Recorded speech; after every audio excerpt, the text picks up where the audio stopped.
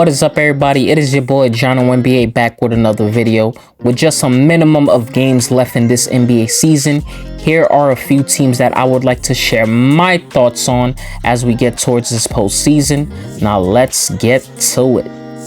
The Philadelphia 76ers. What a roller coaster it has been for the Philadelphia 76ers this entire season.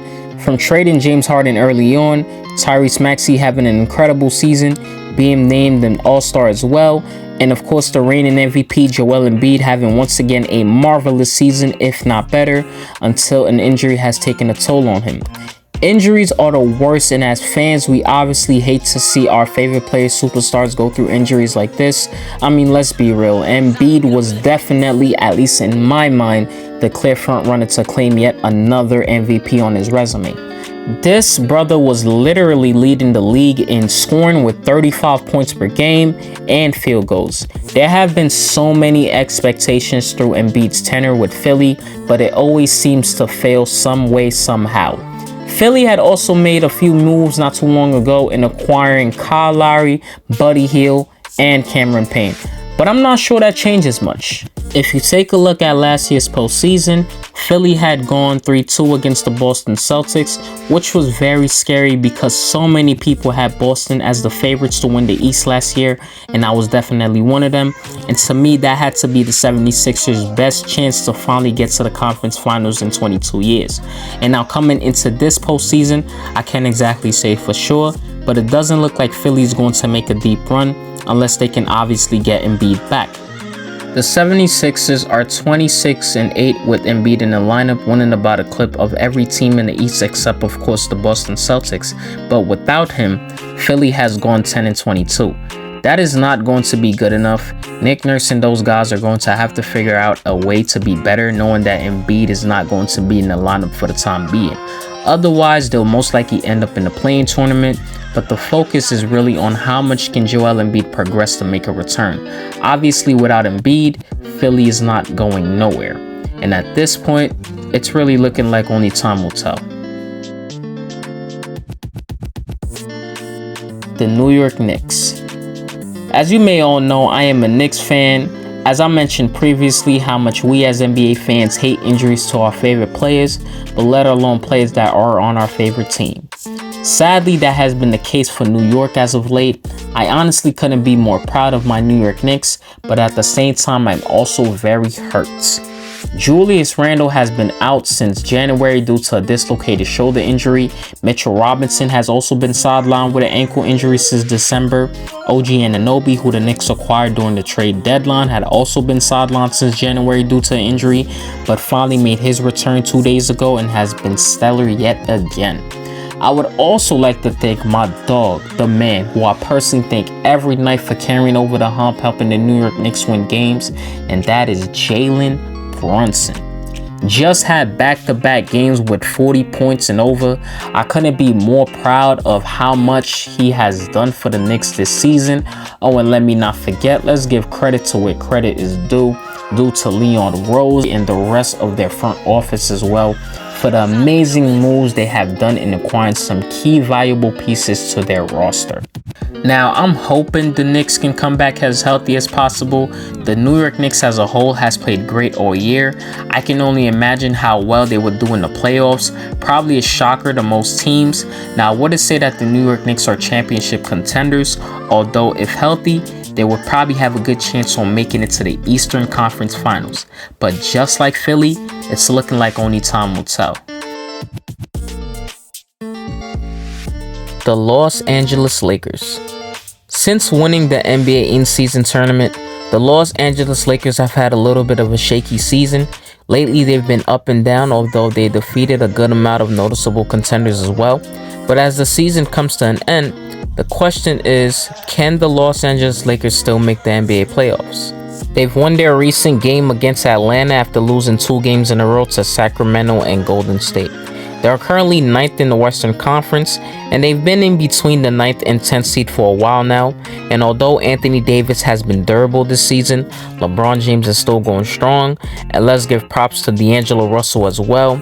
Throughout all the adversity, throughout all the rumors during the trade deadline, he has shut all of that down and let his game do the talking. just phenomenal. The Los Angeles Lakers still have a lot of work to do in these last couple games as we're headed towards the end of the season. Now, I can't say whether they'll remain in the play-in or not come playoff time, because if you take a look at last season, they were in the same position coming from the play-in tournament all the way to the Western Conference Finals. And although they had gotten swept by Denver, can they pull it off again, or if not better? That is something that will remain to be seen. The Golden State Warriors.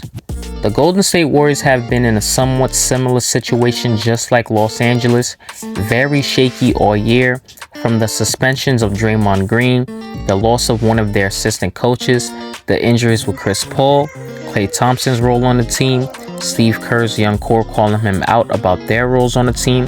They've just been through a lot this year, but as the season is coming to an end, they haven't looked that bad. And let me be the first to say, I'm one of those guys that don't want to sleep on the Warriors, but after that game against Boston a while ago where they got blatantly demolished by the Celtics, it left me with concerns. Can the Golden State Warriors still compete for an NBA championship? They are now right behind the Lakers at 10th. They just might have to face the Los Angeles Lakers, to be honest with you, even in between still 9th or 10th. But notice over the last 2 to 3 years, LeBron James and the Los Angeles Lakers have sent the Golden State Warriors home. Now, we don't know where they'll be, and even though when it comes to their lineup, we know how small they can be, but when these brothers are making shots, you already know what's up. And Steve Kerr deserves a lot of credit as far as rotating the lineup between the vets and the young core together, trusting guys like Kuminga, finally giving him a chance to shine, who is playing great basketball, by the way. But in this Western Conference, man, it's still very tricky to say what will happen. Because when I think of the Western Conference, I'm seeing young teams like Minnesota, OKC, Sacramento, and let's not forget the veteran teams like the Los Angeles Clippers, the Phoenix Suns, and of course the defending champs, the Denver Nuggets.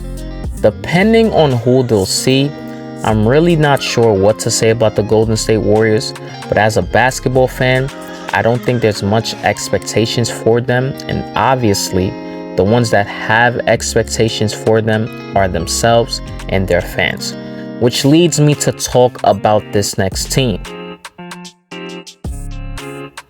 The Boston Celtics. Ladies and gentlemen, there's been so many expectations for the Boston Celtics year in and year out, from heading to the finals back in 2022, then last year having the whole world to think that they were going to make it back to the NBA Finals once again, but ended up in a failure. They've been the best team in the NBA for a while now, but damn it, come playoff time, there always seems to be a loophole. And let me tell you something right now. This year better not be one of those years. They are the first team to clinch in the playoffs, standing at the first seed in the East. From this past offseason, they've gotten better with their roster with their additions of 𝘂𝙑and Kristaps Porzingis. And although the Denver Nuggets are the defending champs, this is once again Boston's best chance to win an NBA championship. But can they really get it done this time? Now, I would like to say this about Jason Tatum. He's a terrific player and a phenomenal talent, but can he lead come playoff time? And I'm not talking about the first round, neither am I talking about the second round. I'm talking about from the conference to the NBA Finals. Because when you take a look at the light of his performance against the Denver Nuggets a while ago, this is one of the exact problems that I have with him. And Denver is hot right now. We already know what they can do. When you take a look at the Eastern Conference, Boston are the clear favorites to make it yet again to the NBA Finals. Now, if they do, and they happen to see a team like Denver, Jason Tatum has to be great. Not just good, but great. Because in the two matchups Boston had against Denver this season, Jason Tatum has averaged 18.5 points, shooting 38% from the field and 37% from three. Numbers like that against the defending champs, that can't happen. Jaylen Brown once again shows up, shoots 55% from the field, and drops 41 points. Now, this is the type of thing that takes you back to the NBA Finals, where Jaylen Brown showed up and Tatum struggled vigorously. Why only take 13 shots? Why not take more? Oh, and let me not forget to mention that Denver won both of those matchups. This is something that leaves me with wonder. What can Jayson Tatum do when he sees the big teams in the Western Conference? Now, in 2 of the Celtics' recent games, he did show up against the Phoenix Suns, but I have my own problems with them. Don't get me started. I'll get to them later on in this video. But the point that I'm trying to make here is that out of each individual from this Boston team, Jayson Tatum is the only one that I'm worried about when it comes to moments at the biggest stage. When you are considered the #1 guy on your team, you have got to show up. And I'm hoping that this year, that the Boston Celtics can make it back to the NBA Finals yet again. I can speak for myself, I can speak for Boston fans, that we're going to make sure to keep a close eye on Jayson Tatum. Because if you think about it, the pressure is not just on Boston, it's definitely on him as well. The Minnesota Timberwolves. Let me just set the record straight. The Minnesota Timberwolves have been playing great all year. I don't even think anybody, including myself, thought that they would have been this close competing for the first seed in the Western Conference. Now, whether they're first seed or not, either way they're going to make the playoffs. But ever since losing Karl-Anthony Towns, it leaves fans with questions. Will Towns be able to return and come back 100% healthy? Anthony Edwards, who has been phenomenal all year, has been taking over the hump, leading this Minnesota squad along with Karl-Anthony Towns. And now due to Karl-Anthony Towns' absences, he is still keeping Minnesota alive. Now, based on reports, it was stated that Karl-Anthony Towns had suffered a meniscus tear. Now, there's no clarity when and what time he'll be back. But as the season is coming to an end, we're looking at a whole different team. And although Minnesota has great pieces like Naz Reid, Rudy Gobert, Mike Conley, Jaden McDaniels, and so forth, but losing their other all-star definitely hurts for them. With his spacing, his offensive game, his size, I'm not sure if they can try and remain the first seed. They are in a mix between OKC and Denver, but after Denver's recent wins, Denver has now taken its first seed. This totally changes the landscape of the West for the Minnesota Timberwolves. I'll be witnessing how far this team can progress before the playoffs, but I'm not counting them out 100% due to the other pieces they have, and of course with Anthony Edwards leading the way. The Los Angeles Clippers. I have so many mixed feelings with this team. Since acquiring James Harden, the Los Angeles Clippers had started with a losing streak, but then went on a rampage of winning games. Now, as the season comes to an end, it looks like they've kind of been up and down, and believe it or not, this was one of the teams that I wanted to say is a threat to the Denver Nuggets, but are they really? I mean, they've lost to the defending champs twice this year, even one of those games without Jokic or Murray. They've lost to the Los Angeles Lakers twice this year, and you're probably wondering why I bring that up. Well, it's because I'm one of those fans that's been saying that the Los Angeles Clippers are better than the Lakers. Now, obviously, their record is better than the Lakers, but time and time again, when the Clippers lose to their Cali rivals, it once again leaves me with question, can the Los Angeles Clippers win an NBA championship? How long has it been since we've been saying this? I mean, from expectations to expectations, it just has not seemed to ever get there. Now, since Paul George and Kawhi Leonard have joined this Los Angeles Clippers team, durability has been their enemy. Last year, we saw Paul George get injured before the NBA playoffs, and in that same year, we saw Kawhi Leonard get injured in the playoffs. The year before that, it was the same issue with Kawhi. And the year before that, he was out for the season. And some of us may know that the load management was really an issue towards the NBA involving him specifically, but let's give credit to where credit is due, because Kawhi Leonard has indeed been playing games this season. And let me set the record straight, it is not his fault. He is a human being. Injuries happen, but damn it, It's just one of those things that make you say, here we go again. And it's just not with him, but the Los Angeles Clippers as a whole. We also got to take a look at Russell Westbrook, although he's not a person that's dealt with so many injuries throughout his career, but he's currently sidelined due to a hand fracture, and lately so many others have been dealing with injuries as well. But as for the Los Angeles Clippers, this has been a franchise that's been so unlucky time and time again. This is once again what leaves me with worry.